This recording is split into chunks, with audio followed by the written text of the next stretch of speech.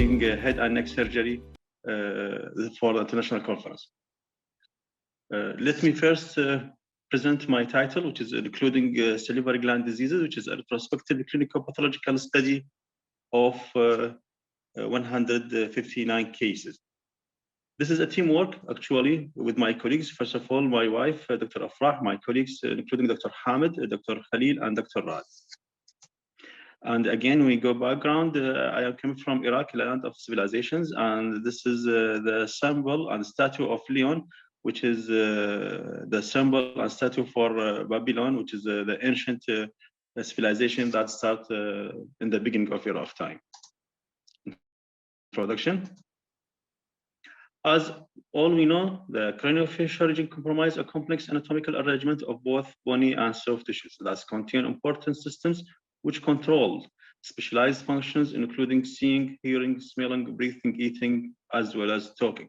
This complex anatomy makes diseases affecting the region one of the most complex and challenging problems facing the surgeon. Craniofacial tumors are a heterogeneous pathological neoplasm with a various clinical behavior and histopathological presentation. And due to their special locations, these neoplasms affect speaking, swallowing that may result in movement of teeth and bone expansion and involvement of adjacent craniofacial structure and their destructions. From that, we have also salivary gland diseases, which include a variety of conditions, including inflammatory, immunological, infectious, or neoplastic, or even pathologies. Such salivary gland disease hold an interest of clinician and pathologists as same, due to their varied clinical presentation and histopathological diversity. This study, we aims to assess the various aspects of clinical and pathological characteristics of salivary gland diseases. Materials and methods.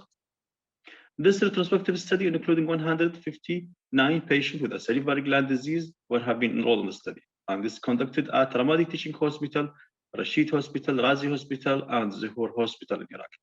This study was conducted over a time of 12 years, from 2010 to 2021. Owing to the respective nature of the study, the ethical approval was waived, and those with incomplete data on medical records were excluded. Data were taken from each participant regarding their age, gender, type, location of the disease, and clinical features. The intraoral and extraoral clinical examination was performed through both soft and bone tissue with gentle digital palpation, along with a thorough inspection for proper evaluation and assessment of the lesions regarding their size, their shape, their consistency, location, surface texture, and color of the overlying tissue, fluctuation, and definitely local regional lymphadenopathy. The radiographical examination was conducted using conventional radiography, computed tomography, which is a CT scan, ultrasonic examination with or without FNA, which is a fine needle aspiration cytology, and definitely MRI have been needed for certain cases. These radiographical as well as physical laboratory investigations were requested as needed, depending on the medical history, clinical entity, and differential diagnosis of the case. In case of a tumor or highly suspicious mass, an incisional or excisional mass were performed to reach a final diagnosis for such lesion. Post-operative instructions were clarified and instructed well for each patient, and medication were prescribed according to the case.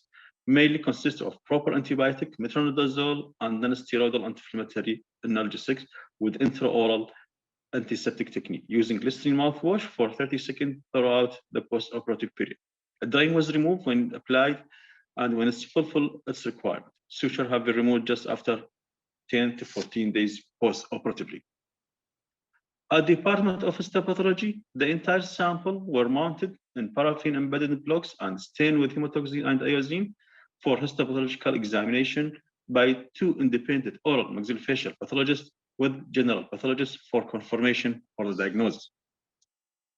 And regarding results, actually, of the total 175 patients with a salivary gland disease, about 159 fulfilled the requirement for inclusion criteria and when enrolled in the study, with age range from 21 to 80 years of old with a mean age of 55 years, while the median and the mode was 57 to 42 respectively.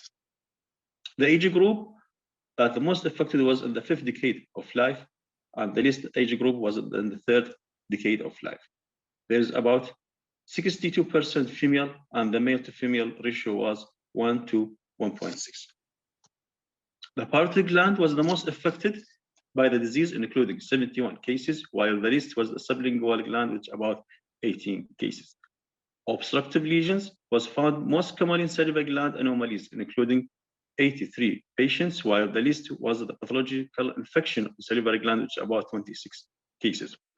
Obstructive pathologies occur exclusively in the age of the 5th decade of life, and the most infected cases was found in the 7th decade of life, which about 42 and 18 patients respectively. In the age group of 41 to 50, which is the 4th decade of life, the tumor was the most common found in pathology, about 24 cases, and there were highly statistical significant difference between the age and the clinical entity of salivary gland diseases. Females were more affected than male actually by the pathologies in the following percentages. For the obstructive lesion, it is about 34%, and for tumor, it is about 17%, and for infections, it is about 11%. However, there is no statistical significance between the gender and the clinical entity of salivary gland disease.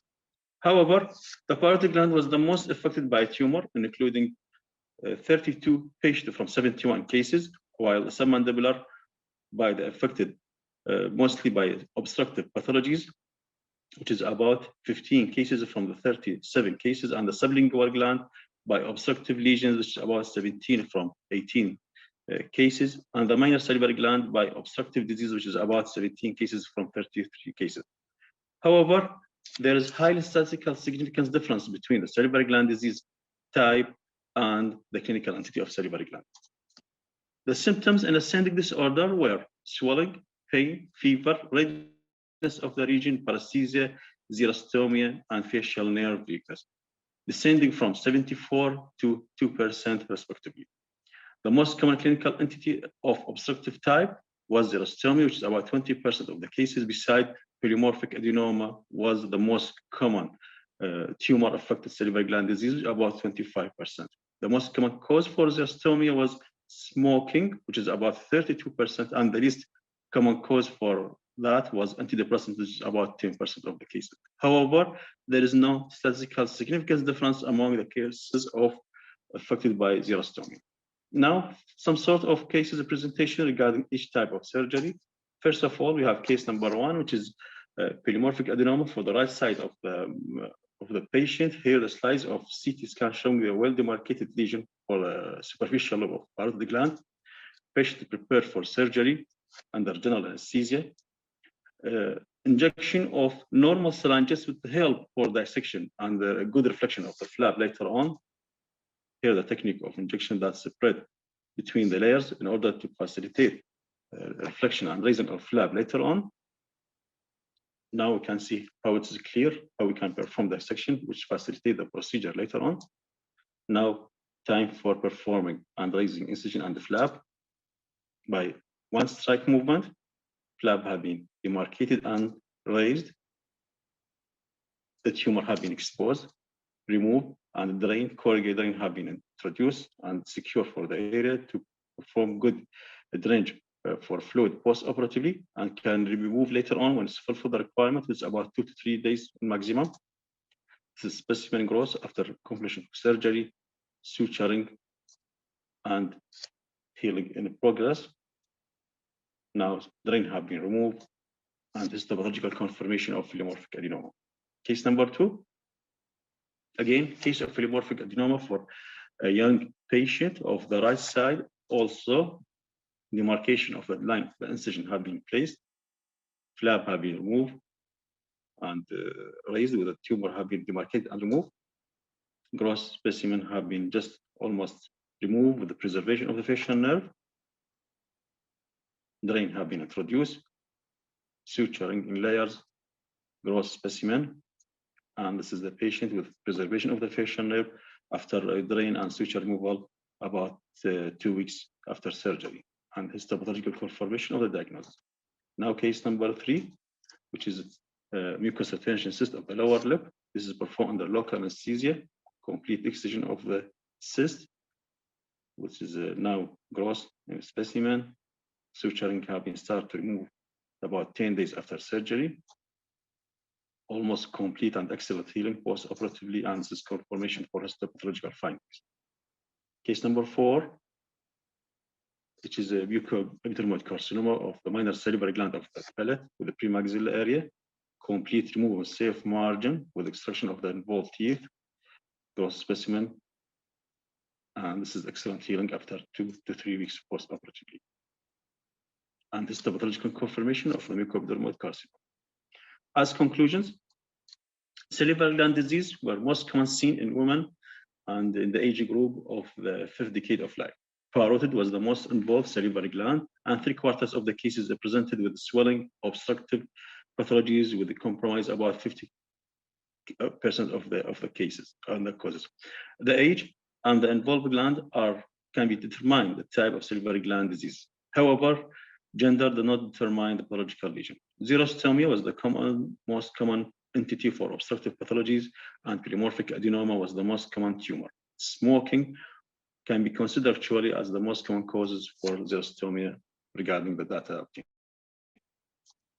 And as a clinician and as academic, your publication should be documented and your work should be also documented. And this is cases that have been treated and conducted have been published in Curious, which is a new journal, winner actually, and with the Curious published, and now it is part of Springer Nature, and a good citation of the article have been found. The affiliation of my country, of my university, have been just proud to be here in this journal. And finally, I have to say thank you for all the healthcare provider of all the world for their effort and outstanding actually effort during, especially during the pandemic of COVID, and even after that. Their effort was deeply appreciated. Now, scientific panel, I had to say thank you for you and for my colleagues that have been listening to my presentation, and any questions will be ready to answer. Thank you.